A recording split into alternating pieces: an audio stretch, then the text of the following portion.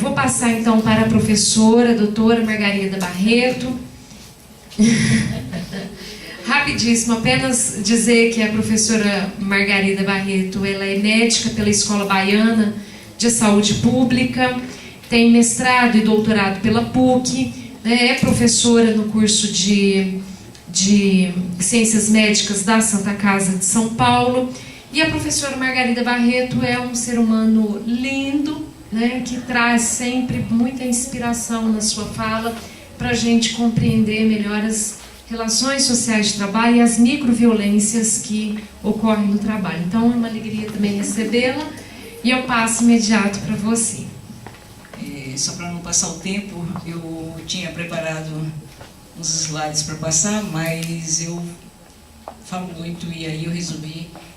Normalmente eu levo duas possibilidades, slides para falar, ou falar livremente, que é um problema, ou falar escrito. Então, depois dessa fala do Lacaz, do professor Lacaz, é quase assim, seria desnecessário falar. Entretanto, como a professora Edivânia, nós comentamos que seria interessante a gente falar sobre humilhações em cadeia e a impossibilidade de relações éticas no capitalismo contemporâneo. Então é nesse tema que eu vou me adentrar um pouquinho, porque o assédio moral ele é bastante complexo, não é uma coisa tão simples para a gente falar em pouco tempo. Então falar em humilhações em cadeia nos impõe, antes de tudo, fazermos 3 perguntas para tentar compreender as raízes desse fenômeno. A primeira pergunta que eu me faço é: o que é o Estado e para que existe?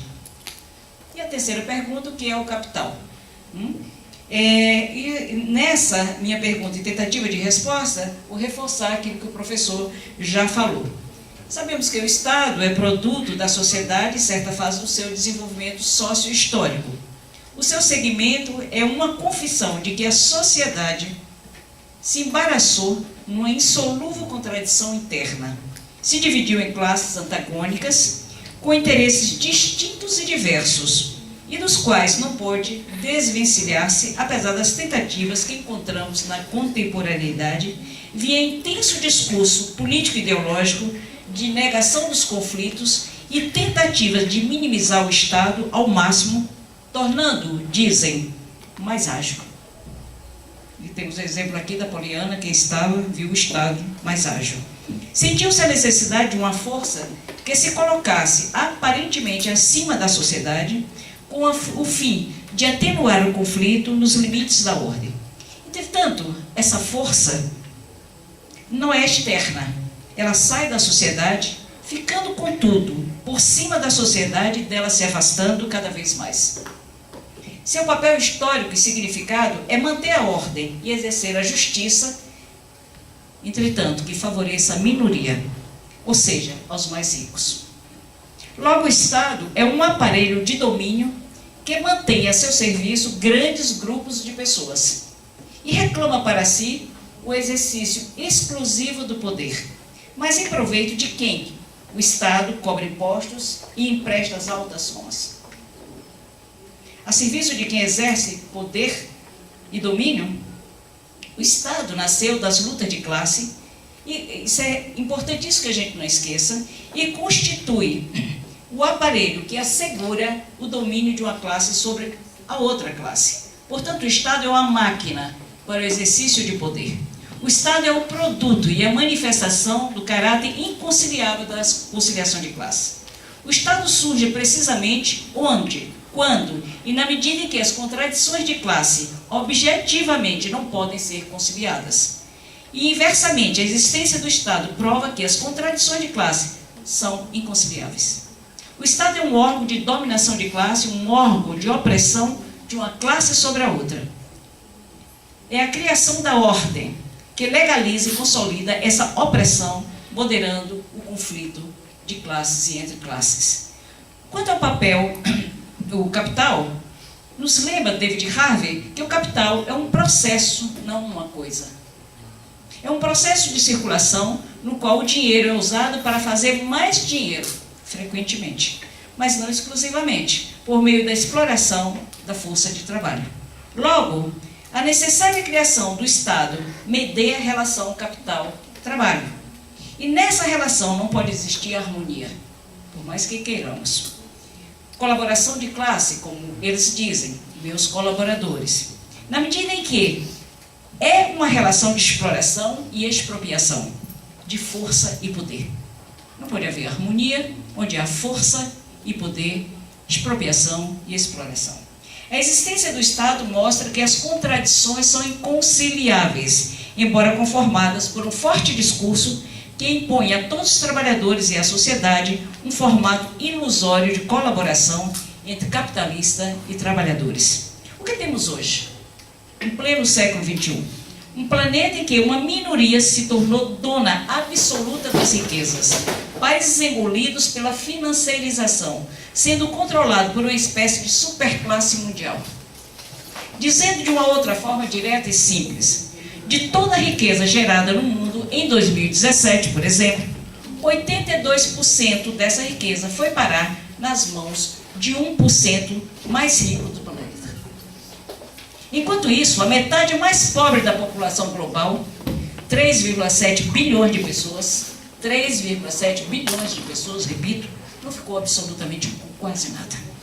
Na verdade, houve um aumento histórico no número de bilionários em 2017, ou seja, a cada 2 dias, entre março de 2016 a março de 2017, se formava um novo bilionário. Não estou falando de milionário, bilionário. Atualmente, há 2.043 bilionários no mundo. 2.043. O Brasil ganhou 12 bilionários a mais nesse período, passando de 31 bilionários a 43 bilionários que manda na cabecinha de cada um de nós outros. As consequências é o aprofundamento da desigualdade social e econômica ao longo do processo de produção e acumulação do capital. Ou seja, os ricos estão ficando cada vez mais ricos em comparação com os demais e sua riqueza não está indo para baixo. Na verdade, essa riqueza cada vez mais vai para cima, como disse Piketty.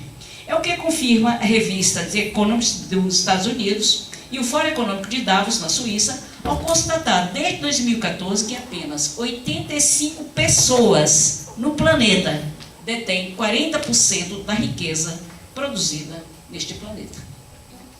É o que constata, por exemplo, o relatório A Desigualdade que nos une, um retrato das desigualdades brasileiras, da Oxfam, publicado em setembro de 2017, onde nos revela que no mundo, 8 pessoas detêm o mesmo patrimônio que a metade mais pobre da população. Ao mesmo tempo, mais de 700 milhões de pessoas vivem com menos de 1,9 ou 1,90 dólar por dia. Significa menos de R$6. Mas ao olharmos para 1% da população mundial, eles detêm sozinho 85% da riqueza mundial.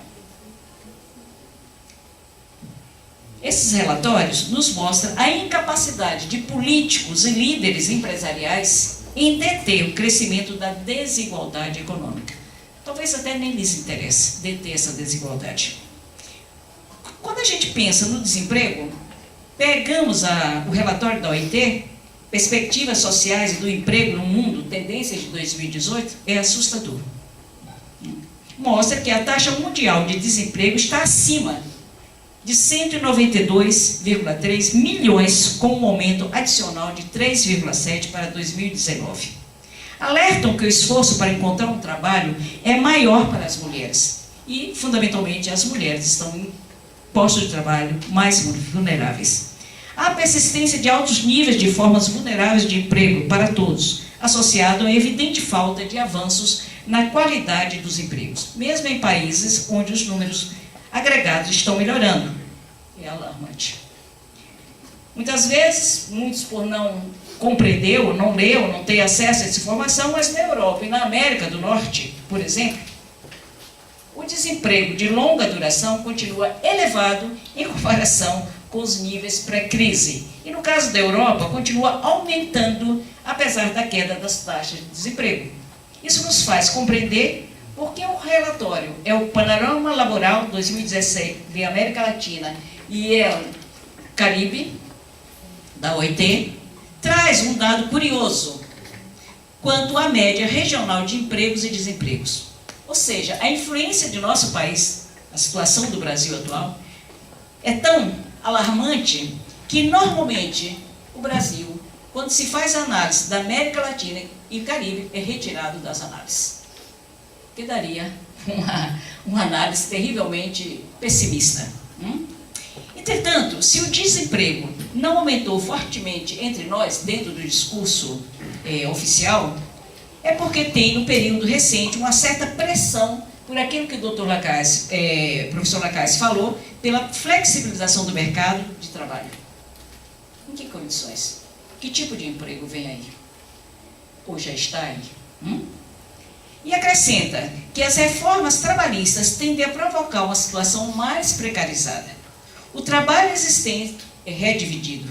A taxa de desemprego pode diminuir um pouco, não nos iludamos, mas os empregos são vulneráveis e de péssima qualidade. Isso vem ocorrendo em outros países também, como Espanha, Alemanha, Reino Unido e Estados Unidos. Não dá tempo para a gente conversar o que eu encontrei, por exemplo, na Europa, conversando com trabalhadores. Esse pequeno recorte do capitalismo contemporâneo nos mostra que aqueles que vivem do seu trabalho, os trabalhadores, sofrem, perdem, se enfraquecem. Não o capital. O capital, se fortalece e se revigora, aumentando o seu poder de domínio e exploração. E aqui é bom que tentemos compreender o que significa a crise para o capital. Não é perda, é ganho. Para a gente, é perda. Destruindo direitos e empregos, elevando o preço dos alimentos e do custo de vida, enquanto as massas empobrecem. Uma minoria mundial enriquece, em particular norte-americana, que defende intervenções militares e louvam as guerras para saquear nações e controlar suas riquezas. Como exemplo, já que estamos em Franca, lembro a indústria calçadista, onde as novas formas de organização do trabalho e a incorporação de novas tecnologias levaram a novas formas de gestão da produção e de gestão de pessoal, com novas tarefas e novas exigências para os trabalhadores no desenvolvimento da atividade laboral. Essas inovações tecnológicas não reduziram necessariamente o volume do trabalho, mas alteraram significativamente o tipo de trabalho desenvolvido. As exigências físicas, as exigências psicológicas que o professor Lacaze falou, em que o trabalho compõe um universo favorável para a ocorrência de efeitos na saúde dos trabalhadores, seja pela via das obrigações, pressões, estímulo à competência, exigência de cumprimento de metas, para produzir e superar, no caso de Franca, os 27 milhões de pares produzidos em 2017, 10,8% a menos na comparação em relação a 2016. Essa queda na produção aqui refletirá na geração de empregos na cidade, ocasionando nos trabalhadores insegurança, medo, desespero, sofrimento. Afinal, a gente come todo dia e todo final do mês tem contas a pagar. Aqui o sofrimento psicológico tem menor visibilidade devido às suas próprias características. É vivido pelos trabalhadores e abordado como resultante de características individuais. Nada melhor para o capital do que culpabilizar o indivíduo. Estava tudo aí para você vencer, não venceu porque não quis. Esse discurso ainda é muito forte em nosso meio. Os métodos de produção e as técnicas de gestão de pessoal potencializadoras do risco nem sempre são consideradas nas avaliações efetuadas no meio ambiente de trabalho. A gente ainda vive culpabilizando o trabalhador pelo seu infortúnio. E o trabalhador, muitas vezes, internaliza essa culpa. Daí o professor Lacaze falar da captura da subjetividade, internaliza essa culpa. E, às vezes, até, na maior parte das vezes, se acha culpado por não ter vencido, segundo o que lhe oferece o capital enquanto possibilidade de colaborar.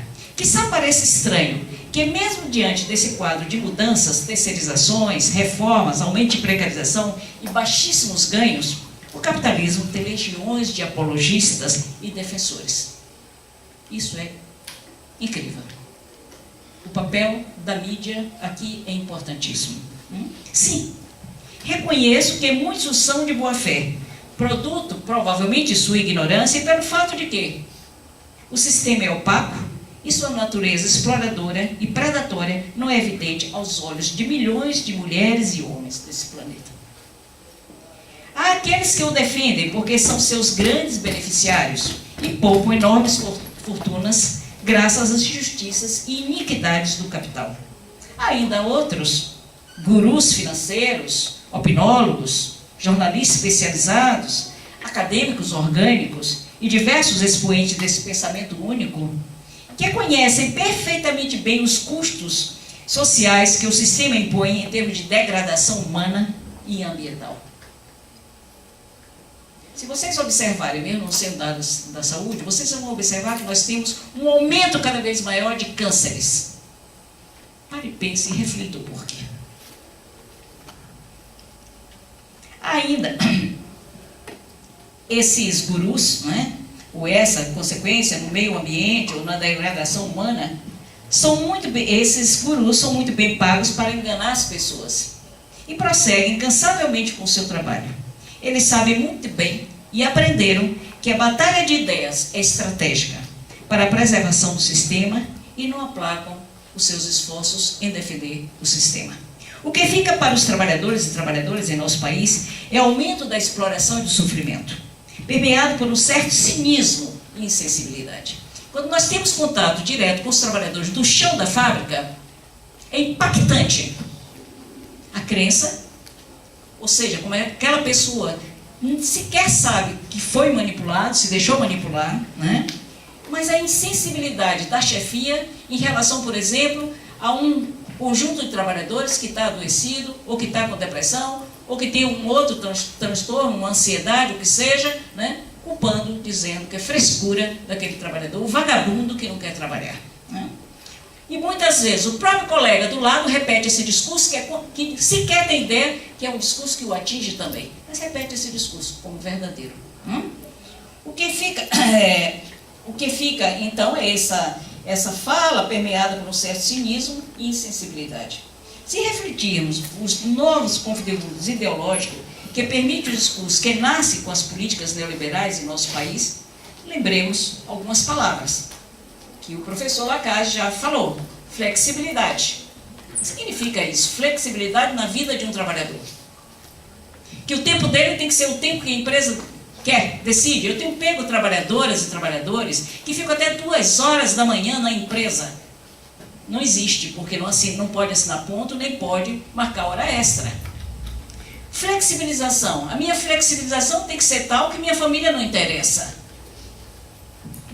Empreendedor.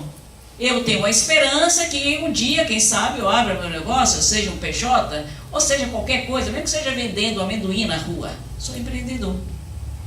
Devo ter lealdade, devo colaborar com a minha empresa, devo participar ativamente, e quem sabe eu até participe dos lucros e resultados. Não é à toa que muitos sindicatos assinaram a PLR, participação dos lucros e resultados. Que lucro? Que resultado? Real? Irreal? A excelência, que é algo que se fala tanto dentro do ambiente de trabalho, e mais, e aqui é quase uma denúncia e um desabafo. Quantos de nós, na minha área, saúde, quantos de nós, na área da psicologia e tantas outras, falam em trabalhador resiliente? Trabalhador que não adoece, trabalhador que não reclama, trabalhador que dá duro, até porque trabalhador que reclama é um fraco. E as discriminações aí vêm à tona com uma forte tendência. Muitos, quando reclamam, né, ou quando vêm as reestruturações, conhecem de perto as demissões. Exemplo recente, nós temos a Latam, que demitiu de uma feita, há mais ou menos um mês, 15 dias, 1.500 trabalhadores. E os exemplos são muitos, não precisa ir. A tal da jornada estendida, eu tenho que estender, mas meu salário não estende. A tal da ausência de porosidade, sabe o que é isso? Eu não posso ir ao banheiro quando eu quero, quando eu tenho necessidade. Eu tenho que ficar ali. Há empresas, inclusive, que chegaram ao ponto de dar fraldão para homens e para mulheres não irem ao banheiro. Empresas que em seus países de origem, não estou falando aqui de ouvir dizer, mas de entrar em contato com o país de origem dessa empresa. Essas empresas a gente não tem respeito, Carrefour, e que no país de origem eles não faziam isso. Mas aqui fazem. Ausência de porosidade significa isso. A dupla pegada. Eu pego aqui, eu posso interpretar, eu pego aqui agora, eu sou um auxiliar, mas a empresa precisa, me garante que eu vou ganhar um pouquinho a mais, eu pego uma outra função para fazer, mesmo que eu não saiba. Eu tenho que me virar e aprender. As políticas das metas, a pejotização e tantas outras dimensões, onde todos devem ter a missão e valores coincidentes com o da empresa. Não há uma empresa, não há um hospital, público ou privado, que não tenha missão e valores. Totalmente em contradição com o real. Discurso muito bonito. Se quiser ter e se manter no campo do sucesso, deve saber adaptar-se às mudanças, ter disciplina e espírito de empreendedorismo. Há uma tendência em algumas empresas americanas, por exemplo, de livrar-se da alta gestão e colocar na mão dos trabalhadores a negociação de responsabilidade entre colegas, passando a ideia que todos são gerentes e donos do seu destino. Não demorou muito, o Banco do Brasil o mesmo fez. Cada trabalhador, independente da sua posição, mas fundamentalmente os caixas, passaram a receber uma certa quantia, não muito grande, de ações, e a propaganda passa a ser, ele é o dono da empresa. Dono. E as pessoas compram essa ilusão. E até compram porque não pode ser demitido, não pode reclamar, não pode questionar, porque se não questionar, olho da rua. Na base está o dar-se totalmente e cuidar do que é seu.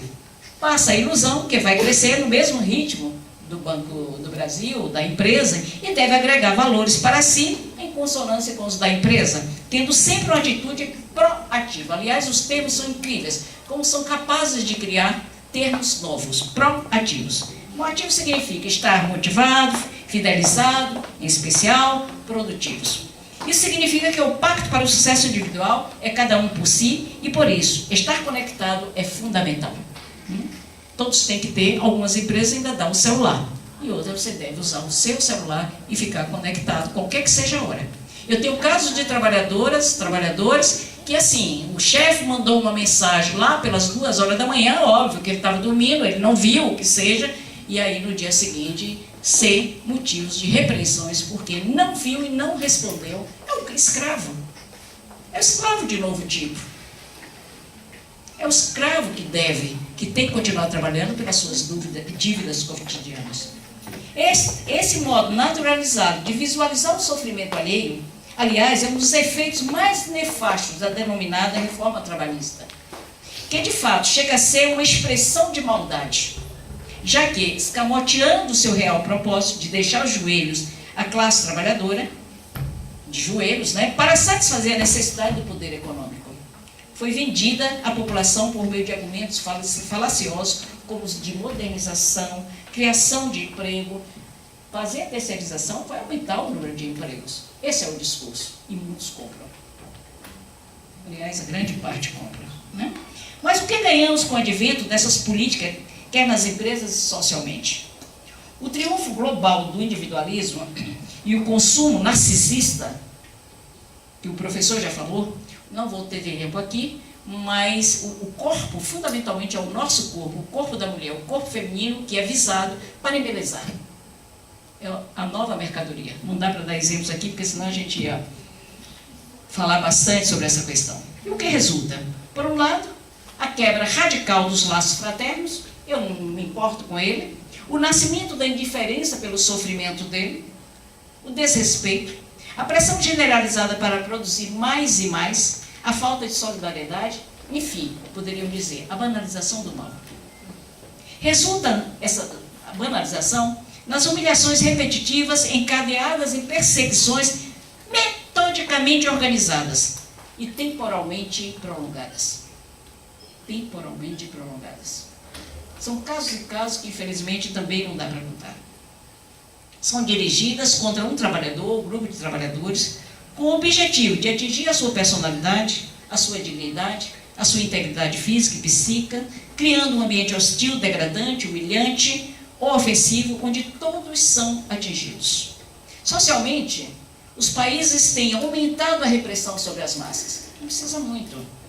Criminalizam os protestos, os movimentos sociais e montam uma rede de espionagem mundial na telefonia, na internet, nas redes e nas ruas. Hoje a gente passa uma mensagem e imediatamente se sabe. Você entra no site, quando você volta à internet, imediatamente aquele site onde você entrou, aparece a mensagem.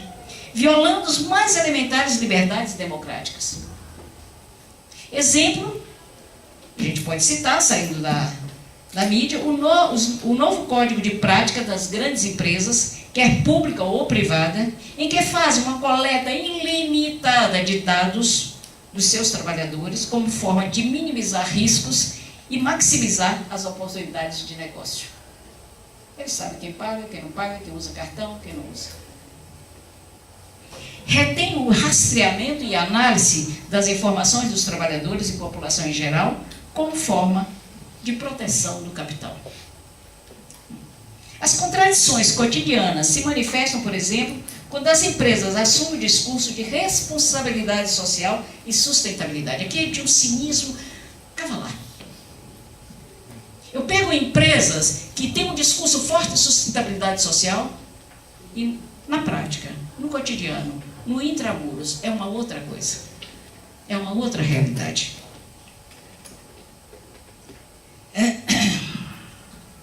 Estimula a todos a manter um ambiente de trabalho seguro, como profissionais qualificados, excelentes, satisfazendo clientes exigentes. E nesse ambiente ressaltam valores que passam pela ética, responsabilidade, qualidade, valorização das pessoas, respeito à vida e ao meio ambiente. Esse é o discurso teórico. Outras dizem priorizar o ser ético, transparente, perderam totalmente o respeito, totalmente o conteúdo ético, né? E chega ao ponto disso, que prioriza o ser ético, transparente, desafiador e que cada trabalhador traga orgulho profissional para todos, prometendo em troca uma remuneração competitiva baseada na meritocracia. Há ainda aquelas que prometem contribuir com a economia nacional, a geração de emprego e renda, a melhoria da qualidade de vida da população e ao desenvolvimento regional e nacional. Essa tal de qualidade de vida da população, muitas vezes são pequenos programas via ONGs, que estão localizados em diferentes locais e têm concessões formidáveis do próprio governo. Um verdadeiro paraíso discursivo e no qual a missão, como reflete Scorsese, se refere ao que a empresa faz e a sua razão de existência. A visão evoca o local onde a organização pretende chegar, assemelhando-se a uma meta em sentido de maior alcance. Metas são para ser cumpridas em determinados prazos, mas as visões são para ser perseguidas, dizem ele, com afinco, por todas as pessoas que corporificam a organização. Apesar desse discurso, vivemos um mundo de trabalho marcado pelo desrespeito às normas de higiene e de segurança do trabalho, pela pressão psicológica constante e generalizada, pelas ameaças e assédios que levam ao sofrimento dos trabalhadores. É um ambiente competitivo em que o outro passa a ser visto como inimigo e um concorrente, que a qualquer momento pode tomar o seu lugar, não permitindo ou impedindo a ascensão profissional e prestígio pessoal. Esse ambiente que se diz tão ético é campeão, todas as empresas, e subnotificar doenças e acidentes. Quer seja lé, quer seja uma intoxicação, quer seja um câncer, se vocês acompanharem aí que é algo que tem vindo muita cena, a questão do asbesto, os cânceres, enfim. O cinismo chega a tal ponto que fala em ética e sequer tem ética de reconhecer que aquele trabalhador morreu de acidente de trabalho ou morreu de tanto trabalhar naquela empresa ou adoeceu de tanto trabalhar. Mundo do trabalho que destrói sonhos, que propaga fome e mata silenciosamente. Sem nenhuma arma, sem apontar arma para ninguém. Onde predominam as cobranças, os baixos salários e condições de trabalho análogas a de escravo. O excesso de jornada, as horas extras escondidas no banco de horas, a pressão moral para ultrapassar a meta, a eliminação de pausas até mesmo para necessidades fisiológicas, os riscos presentes no meio ambiente e que ocasiona altos índices de acidentes e adoecimentos. A subnotificação de doenças, a persistente discriminação profissional contra a mulher, caracterizada pelos baixos salários. Só para vocês terem ideia, em nosso país, anualmente, registrado e subnotificado pela Previdência Social, nós temos em torno de 700 mil doenças relacionadas ao trabalho. E em torno de 3.500 a 4.000 mortes em consequência do trabalho, por acidentes. A demissão dos adoecidos é precedida, em muitos casos, pelo assédio moral, em especial após alta da Previdência e retorno do trabalho. Então, aqueles que adoecem, está voltando, passa a ser terrivelmente discriminado, o que leva a transtorno da saúde física e mental, podendo culminar com suicídio, que caracteriza um grito silencioso e solitário que denuncia os bastidores do trabalho. Passam a viver uma vida sem ilusões, quer no plano individual ou coletivo, percebe que quem tem o dinheiro compra o que quiser e quem não tem pode terminar de um modo triste e sofrido, matando-se. Um analista de sistema nos contou recentemente que sofreu assédio moral por não se envolver em desvio de milhões de dólares e denunciar os gestores. Veja o cinismo. Fala tanto em corrupção, mas quando a corrupção aflora dentro da empresa, denunciando, a primeira coisa que fizeram com esse gestor foi tentar eliminar, forçar a sua saída da empresa. Então é um discurso muito cínico na prática. A gente pode acreditar nesse discurso, se a gente crê em sonhos de carochinha, né? Um caixa de banco nos contou. Era um chamado em voz alta, geralmente nesses termos. Fulano, está vendendo? Se não estiver, coloque o telefone no disponível e venda. Em seguida havia um comentário para todos. Vamos lá, gente. Vendendo, vendendo, vendendo. Quem não vendia era eliminado. Eu não sei se vocês sabem que no setor bancário tem uma realidade incrível, que a gente que está de fora acha a beleza do banco, né? A eliminação de caixas. Aquele caixa para manter o emprego dele e que tenta nos vender um produto na hora que a gente está ali pagando a conta, muitas vezes ele compra produtos para manter o seu próprio emprego. Muitas vezes ele pede a um parente, a um amigo para comprar um produto para manter o próprio emprego, para atingir a meta. São realidades que a gente não sabe. Só a gente que está mergulhada nesse mundo que não dá para a gente conciliar com isso. Não dá para a gente aceitar sorridente.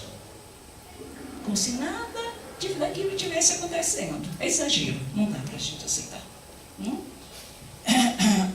Um assistente social, aqui que toca vocês, me contou que o ambiente de trabalho dela é tomado por fofocas e murmurinhos que desqualificavam o trabalho dela. Dá para vocês imaginar o que é a assistente social estar prestando serviço ao outro com maior amor, com maior dedicação e ouvir fofocas, as mais variadas, não só sobre o seu trabalho. Essa moça terminou entrando num processo de depressão muito forte. Enfim, o trabalho contemporâneo é uma fábrica de felicidade ou infelicidade, eu pergunto a vocês. E gostaria que vocês pensassem sobre isso. Responsabilização, envolvimento, vestir a camisa da empresa, batalhar pelo seu crescimento, assumir sua expansão, vivenciar a plenitude de sua acumulação, tudo é requisitado para se atingir a massa empresarial em sua desmedida. Esse é o novo elixir da vida empresarial. Não importa os custos, as perdas, o sofrimento desse novo desvario. E os adoecimentos, os acidentes, os assédios, as mortes, o suicídio, somente ganham visibilidade quando a tragédia acontece. E mesmo assim, se for um trabalhador do chão da fábrica, como eu já ouvi várias vezes, mas ele tinha problema com a esposa.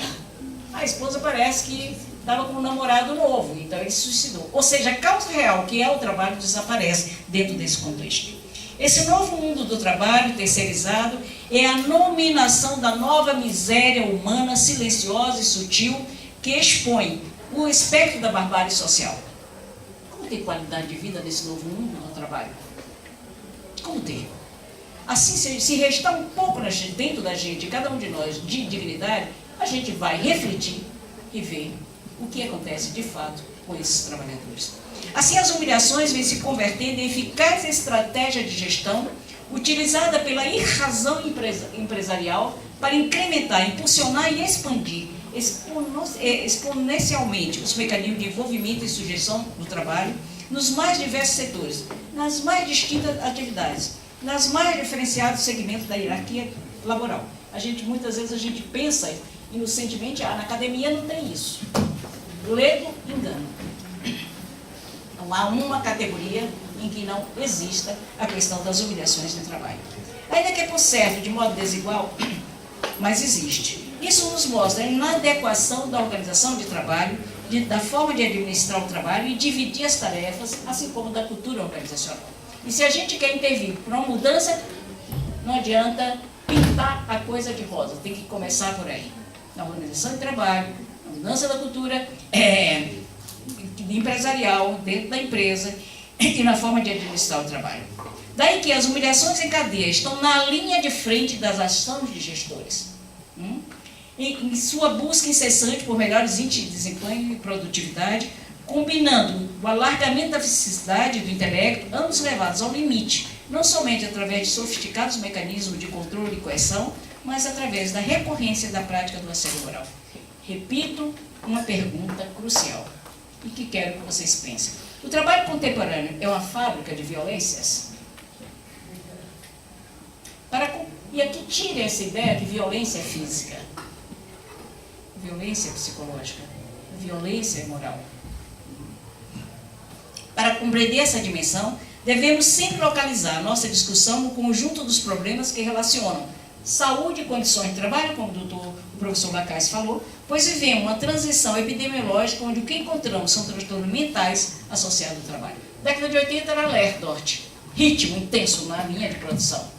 Mudou isso, continua isso, a pressão para produzir mais e mais e a pressão para ser um homem de desempenho. E a vigência do assédio moral como a forma dominante da violência no capital, no trabalho e na vida cotidiana, é, de certo modo, a proclamação daquilo que poderíamos denominar a vigência de Sade. Se vocês nunca leram Sade, é interessante. Muitos têm uma impressão que Sade só se dedicou, ou a gente só pode analisá-lo a partir das questões sexuais. Tem um manifesto de Sade, um manifesto francês, que é uma das coisas mais belas em relação à denúncia de uma sociedade. E mesmo os pontos de Sade, em que tem muita presença da igreja e a presença de gente da elite, o Sade era da classe dominante, é uma denúncia à falsidade, naquela época, à falsidade dessa sociedade. Não? Mais consequências, que poderíamos ter mais? A violência moral no trabalho pode provocar morte, não esqueçam isso. Lesões e traumas e agravos mentais, emocionais, espirituais. E quando isso ocorre, interfere diretamente na qualidade de vida dos trabalhadores e trabalhadoras, assim como no coletivo e na família. O que acontece no trabalho vai refletir na família. E vocês não imaginam a dimensão desse reflexo do que acontece na família. Isso nos mostra inadequação da organização de trabalho, repito, e nos coloca diante de novos problemas que não dará para discutir. Do ponto de vista social, o antídoto da violência é a capacidade que a sociedade tem de incluir, ampliar e universalizar os direitos e os deveres de cada uma das partes. Isso significa que a violência tem solução, sim. Por ser histórica e por ter a cara da sociedade que a produz, a violência pode aumentar ou diminuir pela força da construção social.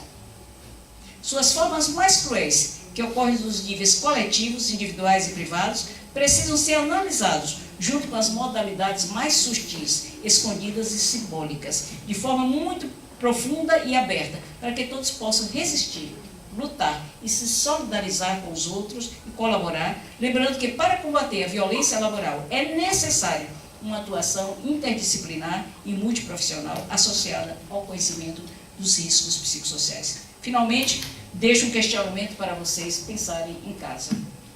O que depois de 5 décadas, 5 séculos de existência, eis que o capitalismo tem a oferecer? O que o capitalismo tem a nos oferecer depois de 500 anos? O que estamos esperando para mudar o sistema? Se esse sistema é irracional, e ele insere irracionalidades porque é a única forma de continuar se reproduzindo. A frase de Rosa Luxemburgo e Engels, socialismo ou barbárie, é hoje mais atual e vigente do que nunca. Nenhuma sociedade sobrevive quando seu impulso vital reside na busca incessante do lucro e seu motor é a ganância e a destrutividade. Mas cedo que tarde provoca a desintegração da vida social, a destruição do meio ambiente, a decadência política e a crise moral. Estamos vivendo. Ainda temos tempo, mas não tanto. Socialismo global. Grata.